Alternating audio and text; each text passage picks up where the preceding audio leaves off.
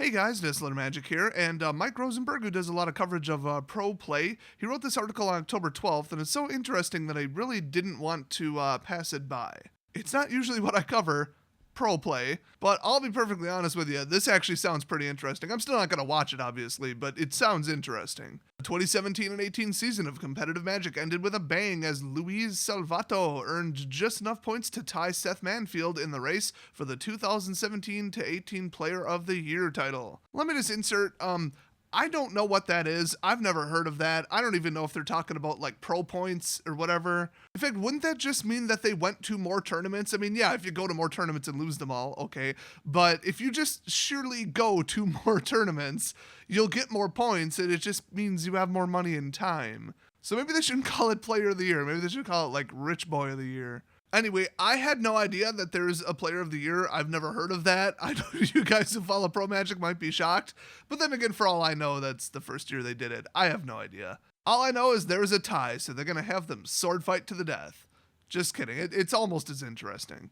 Oh, I could have just read the next line, which is the last time there was a tie in the Player of the Year race took place in 2010, so apparently they've been doing this for a while. It was between Brad Nelson and Guillaume Matignon, I think it would be. And just like last time, we'll be resolving the tie in the same way. ... And then for some reason, another ... It's called an ellipses, by the way. A Player of the Year playoff. Okay, if I wouldn't have already skimmed the rest of the article, I'd be thinking, okay, old school 90s Nickelodeon physical challenges, all right? Go get that mountain from, Guts? Have them climb that, maybe slime them a couple times, something involving a tricycle and some cones. Or they could do like a Hunger Games thing, but with like paintball guns. Now, all of that sounds way more interesting than what they're actually doing, but I have to say, what they actually are doing is pretty neat sounding too. So the 2017-18 Player of the Year playoff between Seth Manfield and Luis Salvato will be taking place on Thursday, November 8th at the Pro Tour venue. Oh, cool. Stopped using the term Magic Fest, did ya? So that'll be at the Cobb Galleria in Atlanta, Georgia, the day before Pro Tour GRN. So the format that Seth and Luis will be competing in will challenge their knowledge of the standard constructed format, yeah, especially since the Pro Tour didn't happen yet and will not have at that point. But it gets worse. This might actually require some kind of skill because they say, well, the constructed format, the various decks in the format, and the matchups with a little twist on a best-of-7 showdown. Both Seth and Luis will submit 4 different standard decks without sideboards by midnight on Monday, November 5th. Now, before sideboards is huge. That is absolutely huge because, like, the only way that certain decks have won in the past, like rotation, was with the sideboard. Like, if you looked up the numbers, they had like a 51% win chance in the first game and then like a 78% win chance in the second game after sideboarding because their sideboard contained all of the antidotes. So they're going to have to pick up a deck that doesn't win 2 out of 3 and just can adapt to anything. So probably not even 3 color, to be honest. Well, I mean, maybe it's just, 3 colors like the universal Swiss Army sideboard. They're going to have to pick something that stands on its own and also plays around like mulligans, because if you mulligan, oh, well, I could just win the other 2. Nope, that deck's gone. So it's going to have to be quick, simplistic, powerful, not gimmicky, and not susceptible to losing due to a lack of sideboarding. Times 4, but it gets even weirder. So they will supply the list, all 4 of them, and then Wizards will ensure that they have the decks available to them come playoff day. So let's just say it's, $250 a deck. Yeah, that's $1,000 to drop. So Wizards is actually building the decks for them. That's crazy. I have never heard of something like that. In fact, the way they phrase that, I wonder if they're being sneaky. They're trying to pull a sneaky on us. It's probably gonna be on Arena. I'm just throwing that out there. Now get this. The 4 decks submitted by each player cannot overlap by more than 8 non-land cards. So you can't just do Dimir and then Dimir with Red Mix. You'd have to do like Dimir Nicol Bolas. And in fact, 8 non-land cards, you might not even be able to do Surveil at all. That would just be like 2 of 4, and that might not be good enough. So it's probably just going to be like the 4 top decks. It's probably going to be like White, Black, Night Vampires. What else? I could name them all. You guys know, you play Arena. Reliable, consistent, non-gimmicky powerhouses. There's 4 out there. There's probably exactly 4 out there. I bet you at least one of them will be playing Green Ramp. So coverage will be on Twitch, of course, and it'll be Atlanta local time, 3 o'clock. Seth and Luis will compete in a best-of-7 playoff using a modified standard constructed 1-game match format. The details of the playoff are as follows. For each 1-game match, Seth and Luis will select one of their 4 submitted standard decks to battle. So they just pick one, blind, basically.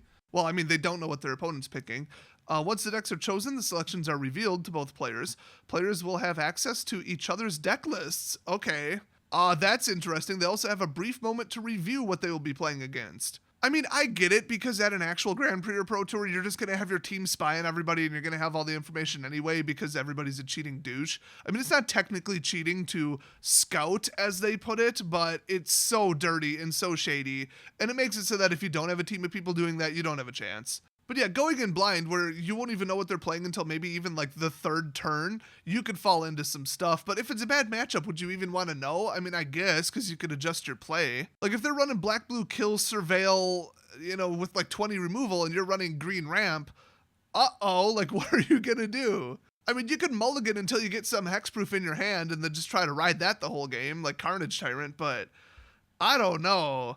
I mean, that seems like a long shot. It really just looks like you'll just find out if it's a bad matchup, and that's it. I'm sure you can adjust your play a little bit, though, so whatever. For this modified one-game match standard format, players will be able to take one free mulligan each game. They may draw 7 cards on their first mulligan in each game. Okay, let me just take this opportunity to say, everybody who said the fact that I do that on X-Mage, I told you so, you dumbasses. Why do you put it on free mulligan? That's a noob move. Why do you do that? Why do you need a mulligan? Isn't your deck list good enough? Why does Dazzler always play with a free mulligan? If it's best 2 out of 3, you can cover up a bad start. If it's best of 1, you need to not start with garbage. One free mulligan mathematically makes up for the fact that it's not best of 3. That's how that works. That's always how that's worked. Wizards of the Coast has determined that this is the best way to make up for the fact that it's not best of 3 with a deck, to give a deck a chance and to eliminate bad opening hands, unless you get 2. But if you got 2, you would have lost 2 out of 3. So anyone who takes issue with me doing that, I'm going to reference this article from now until forever. So feel free to shut the hell up. So once a player wins a match with one of their standard decks, they cannot use that deck for the remainder of the playoff. In order to win the playoff, a player must win 1 game with each of the 4 decks they submitted. Yep, that's why it says best of 7. You have to win 4. So now they left a lot of details there. So I mean, my main takeaway is what about a tie, but I guess there's just no time limit. I mean, even in a 50-minute time limit, I mean, one of them is probably playing Teferi, so this might be a thing, but it's 1 match. I mean, you can't finish 1 match in 50 minutes. Once again, no. The answer is no if there's Teferi. So I guess it is, obviously best of 7, but what that means is if they win, lose, win, well, then they haven't won with all 4 of their decks. So I guess they'd have to go back to the one that they lost with and win with it, or would they have played with all 4 and go back to any of their 4 decks and play it again? And then would you have to repeat it? Like, what about your opponent? What did they do? I guess mathematically, if they each won 3, they'd have to play each other with their worst decks, unless it was just a bad matchup. You can't really say it's their worst decks. But either way, this is going to get pretty interesting, I guess. It makes it so that you basically can't win if one of your 4 decks is bad, if it's just not built correctly, if it's just not a good idea, it's not powerful. So that is like vicious. I mean, this is some hardcore magic right here. So this does sound really interesting. The format's interesting. It's going to be high drama, and I can't wait to see one or both of them cheat on camera. I mean, it's pretty damn likely to get that many points. Both of them cheated, so this will just be who can out-cheat each other. That's why it sounds interesting on the surface, but if you dig a little deeper, it isn't, because it's pro Magic and these are pro douchebags. I don't have any proof they cheated other than how many points they have and how many games they won. I think that really speaks for itself, though, doesn't it, at this point? Some might call it thin evidence, and some might look at the past and say incontrovertible evidence. Who knows? Also, they threw it at the end of this article. Starting next week, you'll be seeing familiar faces from the Pro Tour on Twitch TV/Magic during the weekdays. Oh boy. You know what? No, I won't, because I don't watch crap on Twitch, and if I did, I wouldn't watch your stupid channel, which I'm banned from. The Pro Streaming Series, which is what they're calling it, will feature some of the Pro Tour's best competitors as they stream Magic the Gathering in 3-hour blocks on our Twitch channel. Oh boy, how exciting.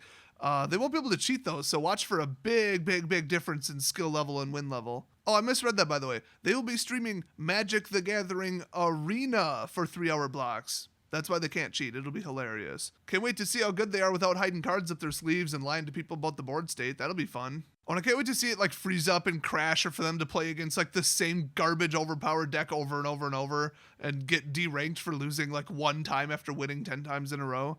Oh, this is going to be embarrassing. I might watch it just to see the train wreck. So, in celebration of the 2017 through 18 Player of the Year playoff, our first two pros in the pro streaming series are none other than Seth Manfield and Luis Salvato, which I don't think they have a way to make them play against each other. They say they'll be streaming each week leading up to the Pro Tour Guilds of Ravnica week. Okay, well, so they're probably going to show off what decks they're playing. Or they're going to play some mega weak crap because they don't want to give it away. And yeah, they actually confirmed they won't be playing against each other. Seth Manfield has the night shift, and Luis Salvo will be streaming from 10 to 1, so whatever. That should be interesting. This whole thing will be interesting, so don't forget to use hashtag Team Luis and hashtag Team Seth, and if you have any evidence of them doing something sketchy or some word of mouth, don't forget to tweet about that on Twitter. Oh, I'm sure they both have a squeaky clean history with records like that. And thanks for watching, and I'll see you guys next video.